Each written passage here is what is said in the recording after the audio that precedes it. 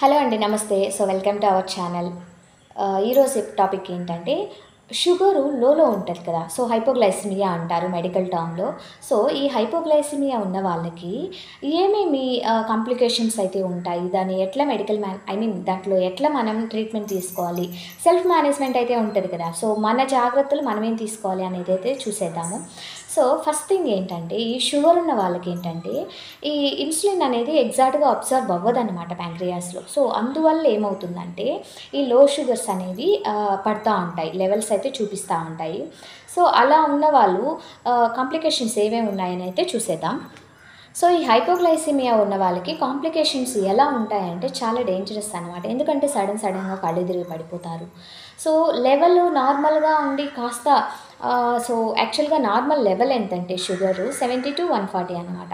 So ఈ 70-140లో కాకుండా తక్కువుంది, like 60 ఉంది, లేదా 50 ఉంది, లేదా 30 ఉంది అనేసంటే, సో లైక్ 70 బిలో అంటే 50-70 బిలో అయితే మనం వెంటనే లైక్ షుగర్ సాల్ట్స్ ఇవ్వడమో, లేదా షుగర్ ఐటెమ్స్ ఇవ్వడమో అట్లా కవర్ చేసుకోవడం అయితే జరుగుతదనమాట.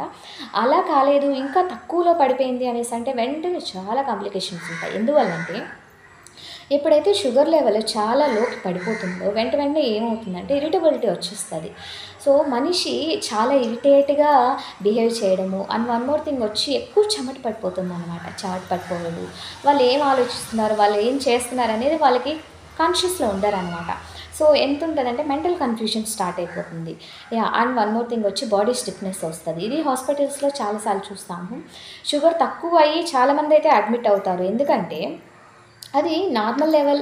సో కాస్త లెవెల్ తక్కువుంది అంటే ఇలా మనం షుగర్స్ తినడమో, లేదా ఫుడ్ తీసుకోవడమో, సో అలా మేనేజ్ చేసుకోవచ్చు. లేదంటే చాలా లోకి పడిపోయిందంటే అది that's leads to dangerous condition అనమాట.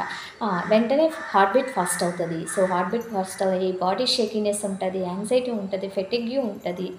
సో ఇంత ఇప్పుడు హాస్పిటల్‌కెళ్తాం, చెక్ చేసుకుంటాం. మనకు తక్కువుంది అని తెలిస్తే వెంటనే షుగర్ వాటర్ లేదా ఫుడ్ ఐటెమ్స్ తీసుకుంటే నార్మల్ అయిపోతుంది. అలా లేదు, కొంతమంది పెద్దవాళ్ళకి ఏమవుతుందంటే ఏజ్ అయ్యే కొద్దీ ఏమవుతుందంటే బాడీలో చేంజెస్ వస్తాయన్నమాట.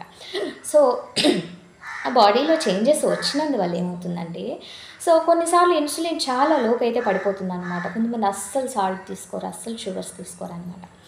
సో ఆ టైంలో ఏమవుతుందంటే మొత్తం తక్కువ మరీ 30కి 20కి పడిపోయినప్పుడు ఏమవుతుందంటే మెంటల్ కన్‌ఫ్యూజన్ స్టార్ట్ అయ్యి సో పేషెంట్ అయితే బెడ్ మీద ఫెయింట్ అయిపోతారనమాట. యాహ్! మరీ తక్కువైపోతే వెంటనే ఇన్సులిన్ డ్రిప్స్ పెడతారు. ఇన్సులిన్ డ్రిప్స్ లేదంటే షుగర్ ఐటెమ్స్ ఇవ్వడము, ఫుడ్ ఐటెమ్స్ ఇవ్వడం అయితే జరుగుతా ఉంటదనమాట.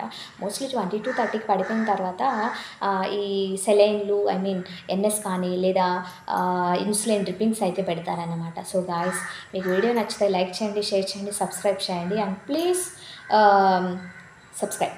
Thank you.